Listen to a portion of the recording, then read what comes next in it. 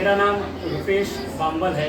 मैं नवी मुंबई महानगर पालिका शाला क्रमांक 77 में मराठी यह विषय पढ़ाता हूँ। आज हम इस ऐसी कविता के बारे में पढ़ रहे हैं जो हमारे ग्रामीण क्षेत्र से संबंधित है ना। आपको ये चित्र देख के ही ये एहसास होता होगा कि भाई ये जो चित्र दिखाया गया है ना तो इसमें बड़ी बड़ी बिल्डिंग है, ना कोई फ्लैट सिस्टम है, ना कोई ऊँची ऊँची कुछ दीवारें दिख रही है, कुछ नहीं दिख रहा है। यहाँ पे अगर आप देखोगे तो आपको दिख रहा है कि भाई एक छोटा सा मस्त घर है ना। यहाँ पे छोटा सा मस्त आपको घर दिख रहा है और उस घर को अगर आप देखोगे तो वहाँ पे देखो छोटा सा बच्चा है ना। बच्चा लग रहा है कुछ तो काम कर रहा है, ऐसा तो हमें दिख ही रहा है। उसके बाद अगर हम देखेंगे तो यहाँ पर बहुत बड़े बड़े गेहूँ की क्या दिख रही है, गाड़ी दिख रही है, खेत दिख रहे बड़े बड़े और वो वहाँ पे रखे गए। वहाँ पे अगर हम देखेंगे तो यहाँ पे हमें ये भी दिखाई दे रहा है कि यहाँ पे तुलसी है जो हमारे सभ्यता की, हमारे संस्कृति की क्या है, निशानी है ना। तुलसी को हमारे घर पे या ग्रामीण क्षेत्र में की एक विशेषता देखो बच्चों है ना। आप भी गांव से ही हो, आप अपने घर के सामने देखोगे जो आंगन है उसमें आप देखोगे तो आपको एक चीज़ दिखने को मिलेगी कि घर बड़ा हो या छोटा, घर बड़ा हो या छोटा हो, लेकिन हर एक के घर में क्या है, हर एक के घर में तुलसी है, हर एक के घर में तुलसी है और तुलसी की पूजा की जाती है ना। बरगद का घर नहीं है, ये ऐसा पेड़ नहीं है ना, लेकिन तुलसी का पेड़ है। इसके पीछे बहुत सारे कारण हैं है ना। बोला जाता है कि भाई कुछ ऐसे हमारे यहाँ पे ऐसे कुछ पेड़ है, पौधे हैं कि जो क्या करते हैं, रात के समय हमें ऑक्सीजन देते हैं और उसी में से एक कौन है, तुलसी है ना। इसीलिए हम क्या करते हैं, तुलसी की पूजा करते हैं है ना। तो उसी से संबंधित देखो हमें एक कविता आई हुई है जिसका नाम है माझा आंगना। हम जिसे बोलेंगे मेरे आंगन है ना, मेरे आंगन में। अब हम हमारे आंगन में क्या क्या चीज़ें करते हैं। अभी आप समर के टाइम में जाते हो है ना, ग्रीष्म ऋतु में जाते हो, आपके गाँव में जाते हो, जाने के बाद हम देखते हैं छुट्टियों में जाते हैं तो हम देखते हैं कि भाई हमारी जो माताएँ हैं है ना, हमारी जिसे बोलते हैं मराठी में आजी बोलते हैं, आजी आजोबा है ना, जिसे तुम बोलते हो कि भाई नाना नानी है जो भी बोलो है ना। हम वो देखते हैं कि अक्सर क्या चलता रहता है, हमारी मम्मी क्या करेगी, हमारी मम्मी कुछ तो वहाँ पे डाल देगी, गेहूँ डाल देगी या जो भी चीज़ें वो डाल देगी है ना। जो चीज़ें डालने के बाद ये क्या हो जाएगा, मम्मी आएगी है ना, वहाँ से ऐसा हाथ इधर उधर देगी इधर उधर देगी। तो जिससे क्या होगा, इससे जो हमारे घर में जो गेहूँ रखा है, दाल रखी है, जो कि बरसात के कारण जिसमें क्या लग गया है, पानी लग गया है, इसमें क्या लग गया है, पानी लग गया है। और पानी लगने के कारण वो क्या हो जाएगा, पानी लग जाने के कारण वो ये भी हो सकता है खराब, लेकिन इसके कारण सूरज के प्रकाश के कारण इससे मिलने वाली जो किरणें या धूप है, इसके कारण क्या होगा, इसके कारण वो जो सभी चीज़ें हैं, गेहूँ है, चावल है, जो भी है वो सूख जाएंगे और वो बहुत दिनों तक खराब नहीं होंगे। तो चलो मैं एक बार गाने की कोशिश करता हूँ, तो हम सुनेंगे। कविता का नाम है माझा अंगना। ठीक है। गहू शाळवाच मोती काळ्या रानात सांडलं आणि माझ्या अंगणात लख चांदन पडलं। काळ्या शाळ मातीतून मोती पवळ्याची रास, काळ्या शाळ मातीतून मोती पवळ्याची रास। अंगणात माझ्या दिलेरन देवाची गाज, अंगणात माझ्या दिलेरन मेऱ्याची गाज।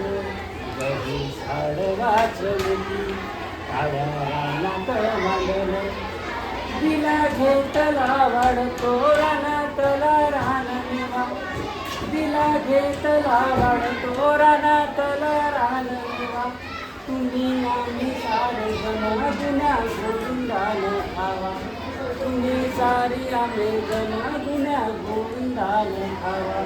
गहू शाळवाच मोती काळ्या रानात सांडलं, जीवा दमा तोशी नको घास भरवते माय, जीव दमा तोशी नको घास भरवते माय। घरामंदी घरट्यात जशी दुधातली साय, घरामंदी घरट्यात जशी दुधातली साय। गहू काळवाच मोती काळ्या रानात सांडलं, अंगणात आज माझ्या दानटी पती पाखरी, अंगणात आज माझ्या दानटी पती पाखरी। दुरून दुरिया जाता आसू येती गालावर, दुरवून न जाता शून्यती घालावर गहू शाळवाचले काळ्या रानात सांडले। यहाँ पे हमें अभी मैंने कविता गाई है ना। मैं आशा करता हूँ कि आप सबको पसंद आई होगी। अब इसके बाद में हमें एक स्टांजा वाइज हमें इसका मतलब देखना है कि भाई कवि जिन्होंने ये कविता लिखी है उनका उद्देश्य क्या है, वो कहना क्या चाहते थे। तो देखिए पहले यहाँ पे आएंगे, पहला स्टांजा है ना, वो देखेंगे गहू शाळवाचं मोती काळ्या रानात सांडलं आणि माझ्या अंगणात लख चांदणं है ना। अभी यहाँ पे गहू पता है आपको, यानी गेहूँ, गहू पता है ना, खाने वाले गहू, जिसे मराठी में गहू और हिंदी में क्या बोलते हैं गेहूँ, और मलयालम तमिलनाडु में क्या बोलते हैं मुझे नहीं पता, ठीक है, 2 चीज़ें पता है। तो वही गहू शाळवाचं मोती काळ्या रानात सांडलं। अब आपको पता है कि गांव में जो हमारे, आपको पता है ना, हम सब किसानों के क्या है, हम किसानों के बच्चे हैं, हम सबको पता है कि भाई जब गेहूँ ये फसल आती है तो हम देखते हैं कि वो हमारी खेतों में कैसे दिखती है ना। ऐसा सांडल यानी गिर चुकी है बहुत ज़्यादा क्या है फसल। उसके बाद में आणि माझ्या अंगणाचं लख चांदणं पडलं। अब शहरों वाले लोग हैं भाई, है ना, नई मुंबई का मैंने नाम दिया, तो हम यहाँ पे देखते हैं बड़ी ऊंची ऊंची बिल्डिंगें है ना, लेकिन बिल्डिंगें होने के बावजूद भी हम देखते हैं कि किसी के भी घर में सूरज का प्रकाश आता नहीं। यहाँ एक बिल्डिंग है, वहाँ एक बिल्डिंग है, वहाँ एक बिल्डिंग है, वहाँ एक बिल्डिंग है, किसी के भी घर में नहीं आता। लेकिन गाँव में ऐसा है क्या? गाँव में ऐसा नहीं। गाँव में हर किसी के आंगन में क्या आता है? सूरज का प्रकाश आता है, सूरज की रोशनियाँ। और वही सूरज की रोशनी क्या करती है, आधी बीमारी है, जो भी बीमारी है वो क्या कर देती है, दूर कर देती है। तो वही इनका कवि का कहना है कि भाई मेरा जो मतलब गहू शाळवाचं मोती काळ्या रानात सांडलं है ना। इसके बाद में बोला है आणि माझ्या अंगणात लख चांदणं। इसके बाद काळ्या शार मातीतून मोती पवळ्याची रास अंगणात माझ्या ढुले रानं नेव्याची निचा। इसके बाद में कवि बोलते कि काळा शार मातीतून, अब आपको पता है जो खेत होता है कैसा होता है, काला होता है, मतलब मिट्टी के प्रकार आपने भूगोल में पढ़े, लेकिन उसमें से भी आप जहाँ का वर्णन किया रहा होगा वहाँ की जो ज़मीन है, वहाँ की जो भूमि है कैसी है, काली है ना। तो उसी भूमि के बारे में बता कि काळ्या शाळा मातीतून मोती पवळ्याची रास अंगणात माझ्या ढुले रानं नेव्याची निचा। कभी ये कहना चाहते हैं कि भाई जो मेरी भूमि है ना, जो मेरी किसानी की मेरी खेती है, उसमें इन्होंने देखो गेहूँ की तुलना किससे की, गेहूँ का जो हम बीज लगाते हैं उसकी तुलना कभी ने की है मोती पवळ्याची रास। हीरा मोती जानते हो, मोती है ना, कितना कीमती होता है। अब उतना ही कीमती जो किसान के लिए अपना क्या होता है, अपने गेहूँ होते हैं, अपने चावल होते हैं, है ना, उतनी कीमती होती है। इसलिए उन्होंने अपनी तुलना उन्होंने देखो मोती से की, मोती पवळ्याची रास। ये जो देख रहे हो ना, ये वाली रास, ये जो देख रहे हो ना, ये मोती पवळ्याची रास, मतलब जैसे मोतियों का एक हम कहेंगे कि भाई मोती है, उसी प्रकार से इसकी रास माने क्या, एक जगह इकट्ठा करना, ठीक है। तो उन्होंने उपमा दी है गेहूँ को, मोती की उपमा दी है। उसके बाद अंगणात माझ्या ढुले रानं नेव्याची निचा, रान मेवा है ना, ठीक है, रान मेवा।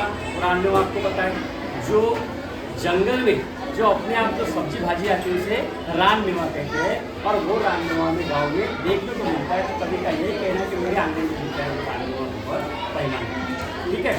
तो इसके बाद वाला हम बाद में चर्चा करेंगे, ठीक है, धन्यवाद।